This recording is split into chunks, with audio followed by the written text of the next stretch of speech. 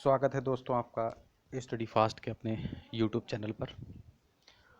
छात्रों, आज आपको यूपी पीसीएस से संबंधित बहुत ही महत्वपूर्ण सूचना देनी थी, इसलिए आपके सामने आज मैं इस वीडियो को यहाँ पर रिकॉर्ड कर रहा हूँ।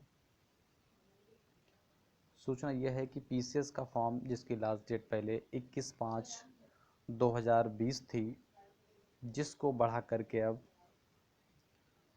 4 जून 2020 किया जा चुका है।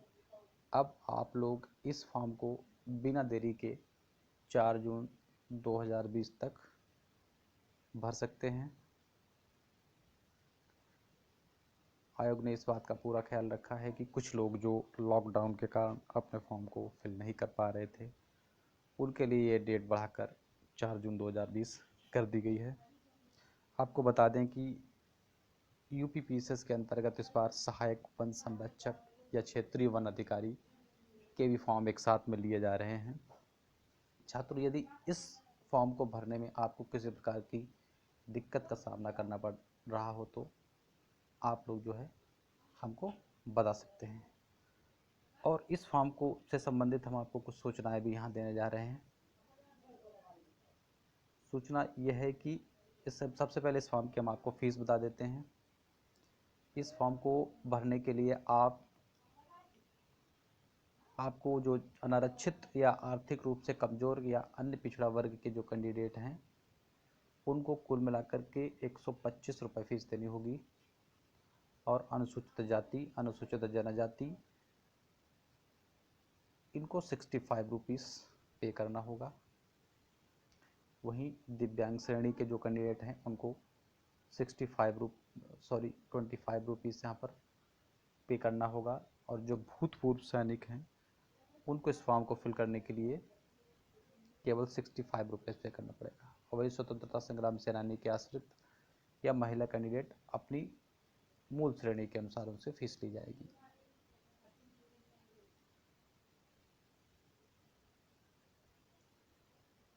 इस फॉर्म के लिए आपको एज लिमिट बता देते हैं। इस फॉर्म को भरने के लिए आपके पास न्यूनतम आपकी उम्र 21 वर्ष और अधिकतम उम्र 40 वर्ष होनी चाहिए। इसमें आरक्षित वर्ग को नियमानुसार छूट का भी प्रावधान है।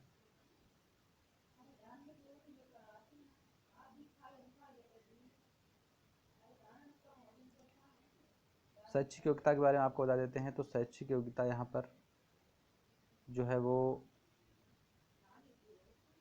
ग्रेजुएट रखी गई है। आप किसी भी स्ट्रीम में, यदि आप किसी भी स्ट्रीम में ग्रेजुएट हैं, चाहे आपने ग्रेजुएशन साइंस से किया हो या आपने ग्रेजुएशन कॉमर्स से किया हो या फिर ग्रेजुएशन आपने आर्ट्स से किया हो या इसके अलावा आपने बीटेक,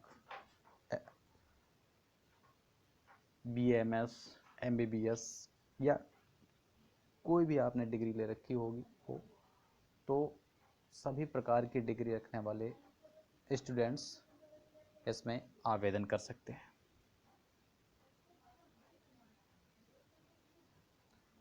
तो इस फॉर्म के अंतर्गत कुछ स्पेशलाइज्ड पद भी दिए गए हैं जिनके लिए स्पेशल योग्यता रखने वाले कैंडिडेट ही अप्लाई कर सकते हैं, जैसे कि जिला बेसिक शिक्षा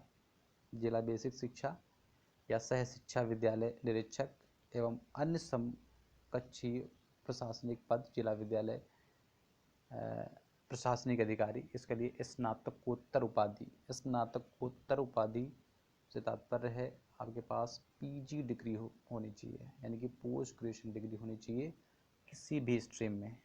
अर्थात आपने चाहे एमए किया हो या आपने एमबीए किया हो या एमटेक किया हो या आपने एमएससी किया हो, आपके पास पीजी होनी चाहिए। दूसरा नंबर पर यहाँ पर आता है जिला लेखा परीक्षा अधिकारी या वित्त लेखा परीक्षा अनुभाग।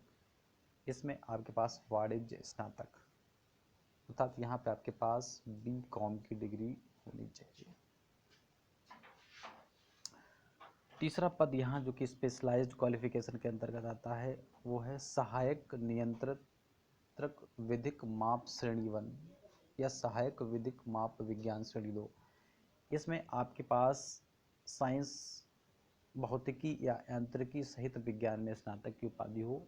आपके पास विज्ञान में उपाधि, स्नातक की उपाधि तो होनी चाहिए, साथ में आपके पास एक सब्जेक्ट के रूप में मैकेनिकल इंजीनियरिंग या फिजिक्स 1 सब्जेक्ट के रूप में अवश्य आपके पास होना चाहिए। अगला हमारा यहाँ पर है सहायक श्रम आयुक्त। सहायक श्रम आयुक्त के लिए आपके पास वाणिज्य मतलब कॉमर्स या लॉ या एक विषय के रूप में अर्थशास्त्र या समाजशास्त्र के साथ कला में स्नातक होने चाहिए। जिला कार्यक्रम अधिकारी, इसके लिए आपके पास समाजशास्त्र या समाज विज्ञान या गृह विज्ञान या समाज कार्य का मतलब सोशल वर्क में आपके पास स्नातक अर्थात ग्रेजुएट की डिग्री होनी चाहिए। तो आप अपने फॉर्म को भरते समय इस क्वालिफिकेशन के सामने यस कर सकते हैं। मीन्स आपने बीए सोशोलॉजी से किया हो या सोशल साइंस से किया हो या होम साइंस से किया हो तो आप इसके लिए एलिजिबल होंगे। अगला है वरिष्ठ प्रवक्ता, जिला विद्यालय एवं प्रशिक्षण संस्थान means senior lecturer and DIOS।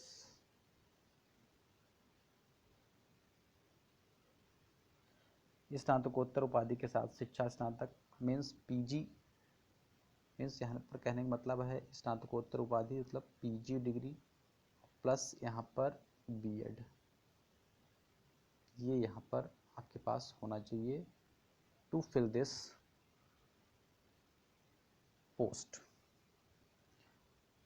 अगला यहाँ पर है जिला प्रोबेशन अधिकारी।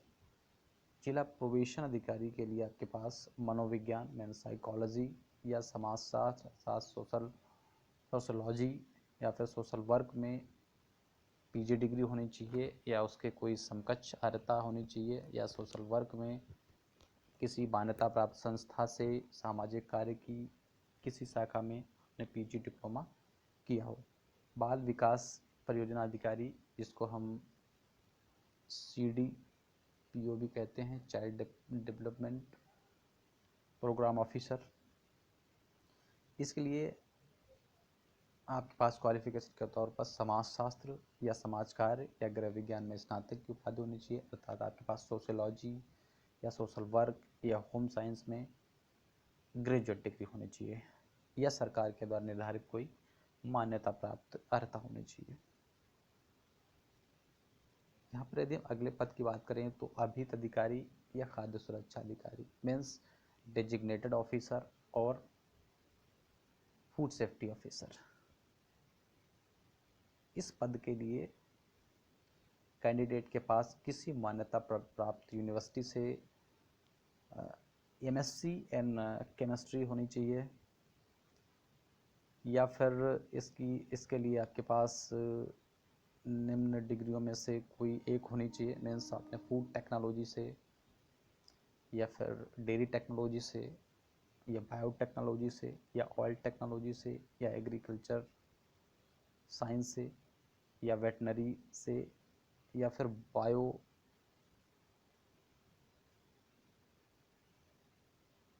जैव रसायन विज्ञान मीन्स बायोकेमिस्ट्री से या फिर माइक्रोबायोलॉजी से स्नातक अर्थात ग्रेजुएट डिग्री आपके पास होनी चाहिए। इनमें से कोई यदि एक आपके पास क्वालिफिकेशन है तो आप इस पद को भर सकते हैं।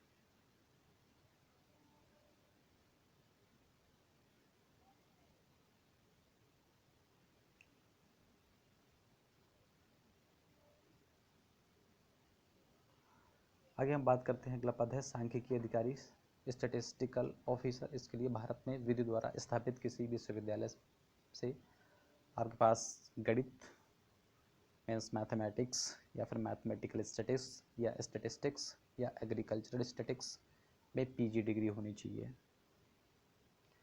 नेक्स्ट है यहाँ पर श्रम प्रवर्तन अधिकारी यानी कि labour enforcement officer. Labour enforcement officer के लिए आपके पास निम्न डिग्रियां होनी चाहिए: इकोनॉमिक्स, सोशोलॉजी, कॉमर्स के साथ स्नातक अर्थात ग्रेजुएट की उपाधि होनी चाहिए। साथ ही साथ आपके पास विधि, श्रम संबंध, श्रम कल्याण या श्रम विधि या विधि या समाज शास्त्र, समाज कार्य या समाज कल्याण या व्यापार प्रबंधन या कार्मिक प्रबंधन में पोस्ट ग्रेजुएट डिप्लोमा होना चाहिए या आपके पास परास्नातक उपाधि होनी चाहिए, तो आप भर सकते हैं। साथ ही साथ यदि आप सहायक वन संरक्षक का पद भी भरना चाहते हैं तो इसके लिए आपके पास ये क्वालिफिकेशन होनी चाहिए: भारत में विधि द्वारा स्थापित किसी विश्वविद्यालय से या समय समय पर केंद्रीय सरकार द्वारा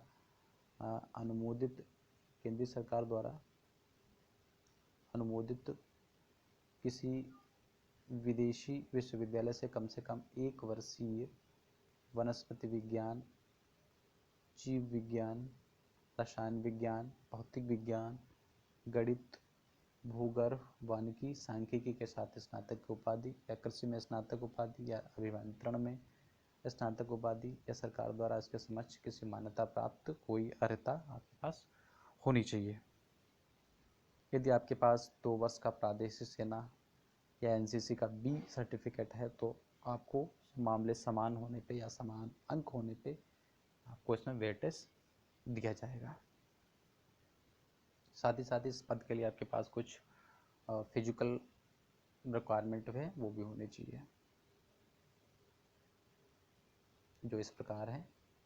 पुरुष के लिए 163 सेंटीमीटर की ऊंचाई होनी चाहिए। साथ ही साथ फुलाने पर 84 सेंटीमीटर का सेना होना चाहिए और 84 सेंटीमीटर होना चाहिए। सीने का घेरा होना चाहिए फुलाने के पश्चात। और महिला के लिए जो लंबाई है वो 150 सेंटीमीटर होनी चाहिए।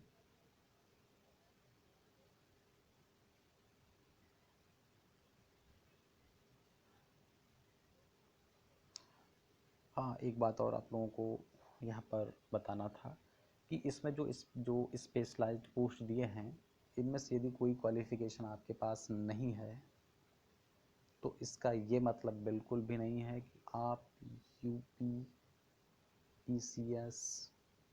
2020 का फॉर्म नहीं भर सकते।